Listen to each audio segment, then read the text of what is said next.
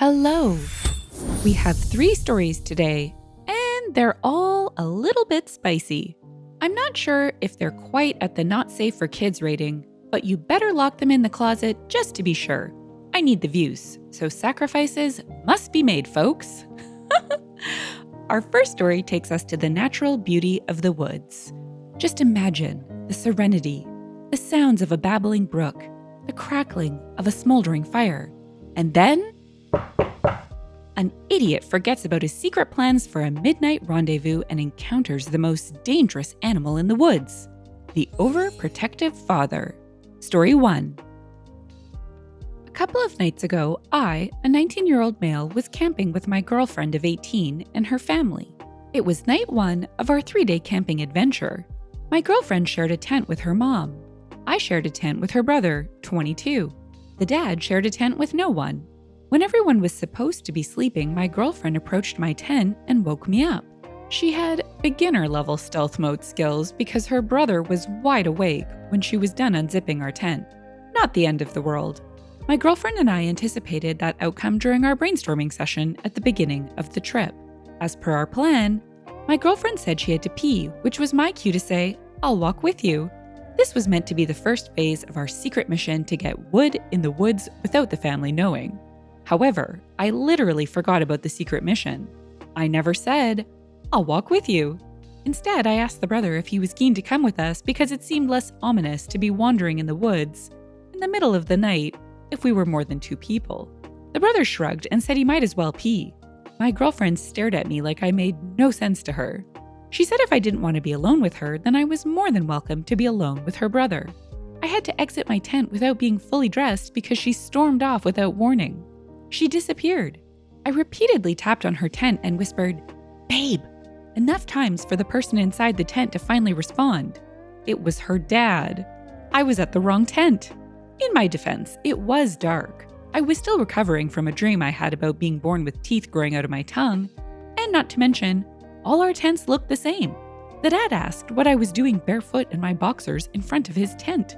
I said nature was calling and I was looking for someone to keep me company. The dad connected the dots and asked if I was hoping that someone would be his daughter. I had no idea how to respond. The dad nodded as if my awkward silence was an undeniable yes to his question and sarcastically asked if I wanted his daughter to hold my hand or something smaller. Again, I was unable to comment.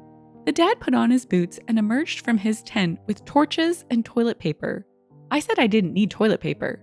The dad said it was for him. I peed, the dad pooped. I was forced to shut my eyes and think happy thoughts because the dad sounded like he was puking mud. On our way back, the dad suggested that I share a tent with him from now on. I was too traumatized to turn him down. The dad and I have been sharing a tent ever since, which made it impossible for my girlfriend and I to have the privacy we planned for. I'm currently not in the best boyfriend category with a girlfriend. In the comments, Star Manta said, at ragging on her beginner-level stealth mode and then immediately following it up with forgetting there was even a stealth mission, OP replied, "To be fair to my girlfriend, her beginner-level stealth mode was still a far more superior to my tapping on the wrong tent strategy and using my worst Owen Wilson voice to whisper." OK Volume 1 said, "This girl's dad has established his dominance." Mike Pants added, "The silverback will often defecate in front of challengers to establish dominance."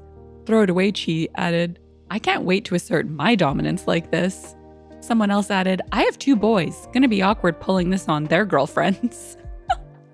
In response to, "The dad and I have been sharing a tent ever since," someone asked, "Are you living in the woods in the tent now forever?" OP replied, "There was no other way." Poor OP. That would have been so awkward. The dad really did pull such a power move. I can just picture him laying in the tent, trying to get some shut-eye. Sounds like he had a bit of a stomach ache. He's woken up hearing, "Babe, babe, babe." Then he probably rolled his eyes and said to himself, "I'll show this guy." I mean, it really begs the question, what the heck did they eat for dinner? Oh goodness. Our second story hits upon an important milestone and asks, when are children old enough for the truth? Well, one young man demands answers. I want the truth, and learns that no, he really couldn't handle the truth after all. Story 2. A few nights ago, I, 22-year-old male, had dinner at my parents' house. I noticed my dad had bruises on his face. The bruises kind of look like burns. When I asked my dad what happened, my mom answered. She said cooking oil splattered on my dad's face when he was using the frying pan. I asked my dad what he was doing with the frying pan because I've literally never seen him cook anything in my life. My mom answered again. She said my dad was failing to follow an easy-to-follow recipe. I asked my dad what was going on in that frying pan for him to end up so crispy. My dad said nothing. He was in a mood. My mom joked about my dad cooking the flesh on his skin instead of the meat in the pan. I asked my dad if he was going to allow mom to roast him like that. My dad finally opened his mouth and said he was done allowing my mom to do anything to him. My mom suddenly said my dad's name in her serious voice. My dad said if he had to choose between the frying pan and my mom using candle wax during playtime without wearing her contacts, he would have gone with the frying pan. My mom shushed my dad, but he refused to shut up. My dad said he was sick of the frying pan story because it made him look like the dumb husband. My mom encouraged me to ignore my dad and finish my food, which prompted my dad to tell my mom to stop babying me and to start treating me like an adult, whose parents were honest at all times. I begged them not to be honest at all. My dad said the frying pan accident was a story my mom fabricated. She didn't want anyone to know that she was too blind to recognize the difference between his face and his chest when she dripped candle wax all over him in bed. Oh no, I tapped out and said, "Too much information." My dad shrugged and said, "I asked." I was unable to continue eating. My dad noticed and said if he could finish the job with burns on his face, then I could finish my meal. He winked at my mom when he said, "Finish the job." It was nightmare fuel. In the comments, other usernames gone said, "Damn, she could have at least said he was deep fat frying something. That stuff's dangerous. She flew too close to the sun. She had no reason to say it was an easy recipe." Someone replied, "Speaking of wax melting." Red Willier said, "The mom is blind, and the dad will be soon enough." Goodness me. Nobody wants to know what their parents get up to in the bedroom. Yuckity yuck. The dad really got the short end of the stick, though.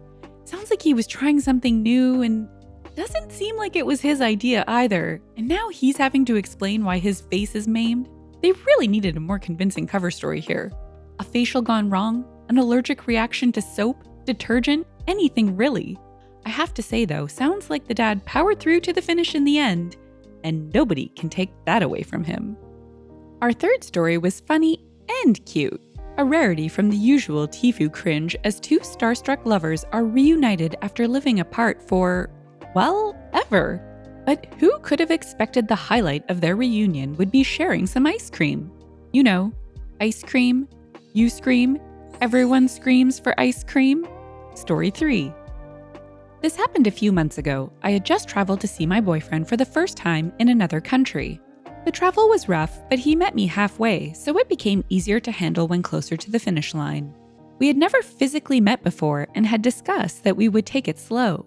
See how we feel when together, maybe sleep in separate beds if that makes us more comfortable. Well, all those plans flew out the window in the first 10 minutes. We got along insanely great and everything just clicked into place as if it had always been like that. We reached his apartment in the late evening, both very tired after laughing and messing around all day. Yet somehow our clothes ended up on the floor and things quickly led to another. Exhausted from traveling and now with a ton more of happy chemicals in our brains, we fell asleep quickly and comfortably, safely tucked in a cuddle. We were both light sleepers, me more than him. I woke up to his phone ringing, feeling dazed and confused as one does after just waking up unexpectedly. I got a quick glance at my surroundings, trying to locate the root of the annoyance that woke me from my slumber. Still trying to figure out what year it is and where I am, I see my boyfriend open his eyes, waking up to the commotion as well. While most would romantically maybe blush a little and say good mornings awkwardly, well, not us. All hell broke loose. His eyelids ripped themselves wide open and he began screaming so loudly. Picture night terror, but only after you've already woken up. The The loudest screams of fear filled the whole apartment. He would only stop to gasp for more air, just to continue the blood-chilling noise again. You see, in his sleepy haze, his brain had told him I'm an intruder who's there to attack him. And his not-so-effective or controlled smacking and pushing were his panicked attempts at defending himself. And what did I do to defuse the situation? I screamed back. I kept screaming back and felt like I was in danger now as well. There we are, two idiots just screaming at the same time at each other for no reason whatsoever. He got me pretty good on my jaw, which was enough to rattle me fully awake. Hey, it's me, I began to chant. He slowly calmed down and came back to our reality as well. He wouldn't stop apologizing at first, said sorry over and over, looking clearly ashamed of himself. I just found out he didn't even realize he was flailing his arms and legs the way he did. In the evening, we were already laughing about it and joking about how the next morning will turn out to be similar. Note, there was a lot less screaming. We woke up silently every morning after, with my jaw remaining free from pain. In the comments, someone said, "Now, on your couple's anniversary, you'll have to scream and slap to wake him up for the nostalgia." Grums added, "I imagine their vows would be just screaming at each other and him punching her." Treeman the guy shared, "Pretty similar thing happened last month with my wife of 7 years. Sometimes she screams in her sleep, really loud, at random, and it nearly gives me a heart attack. Then she just starts laughing, goes to sleep, and forgets everything by morning. Last month, it elevated a lot when I woke up to her screaming for much longer than normal. She's standing up this time, for the first time ever, facing the door, so I'm thinking there's maybe an intruder. I say, 'What?' or something, and it triggered her to turn around to face me. I'm still laying down, and she kind of lunges at me in full attack mode, and I'm holding her back with my legs, telling her, 'It's okay, it's me, your husband,' etc. After 20 seconds, she stops screaming, lays back down, tucks herself in, all while giggling like a little kid, and falls back to sleep while I'm still having a heart attack. I didn't fall asleep again that night. She didn't remember any of it. Sometimes she records her sleep talk because she finds this all incredibly funny. But sadly, she didn't hit record this time. I'm sure it would trigger PTSD in me or something." This story just goes to show that you can find true love on the internet. The fact that these two just rolled with the punches, figuratively and literally, just warms my heart. These two are obviously meant to be, and it came as no surprise that people were making jokes about their future nuptials in the comments. And on that happy note, that's it for today. Until next time, shine bright, starlight.